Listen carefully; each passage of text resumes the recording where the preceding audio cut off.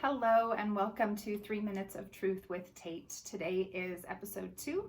It is November 11th and it is Veterans Day. So I want to start by saying thank you so much to every man and woman in every branch of our military.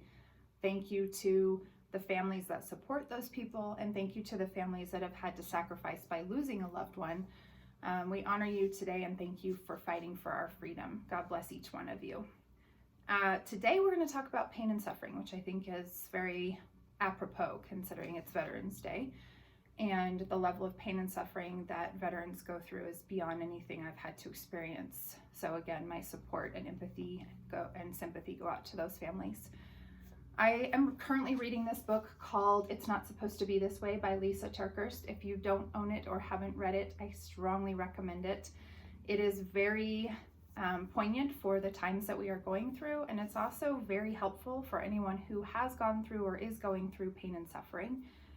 Yesterday, as I was reading it, I was reminded of a story of the blind man, and the question comes up as to who is to blame for his blindness. His disciples asked Jesus, "Rabbi, who sinned, this man or his parents, that he was born blind?" And Jesus replies, "Neither this man nor his parents sinned, but this happened so that the works of God might be displayed in him. As long as it is day, we must do the works of him who sent me. Night is coming when no one can work. While I am in the world, I am the light of the world." After saying this, he spit on the ground, made some mud with the saliva, and put it on the man's eyes. "Go," he told him, "wash in the pool of Siloam." And this word Siloam means sent. So the man went and washed and came home with his vision. That's from John 9, verse 1 through 7. So Lysa goes on to say that this man was handpicked to display the works of God. So even in the midst of hardship and long suffering, it wasn't because of choices he made or that his parents made, but the suffering was placed on him for a reason. And through his story, Jesus could shine.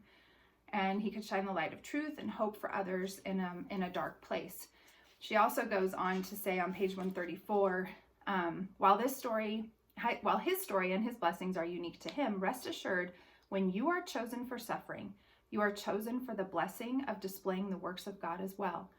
What if the worst parts of your life are actually gateways to the very best parts you'd never want to do without? So, while God may not be causing the pain and suffering, he is allowing it for his glory.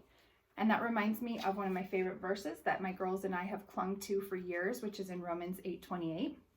I'm sure you're all familiar with it. It says, "And we know that in all things God works for the good of those who love him, who have been called according to his purpose." He works in all things for good. It doesn't mean that all things are good, but God can work in all those things for good and for his glory. So in the midst of your suffering, remember that it's a higher calling, because then you have the opportunity to let God's glory be known and to show others how God was real for you in that time.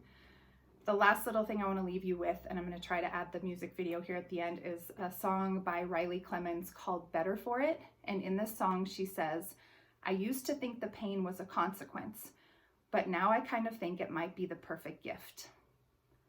So hold on to that today. Focus on this perfect gift of what your pain and suffering might feel like a consequence and unbearable, but it could be the perfect gift.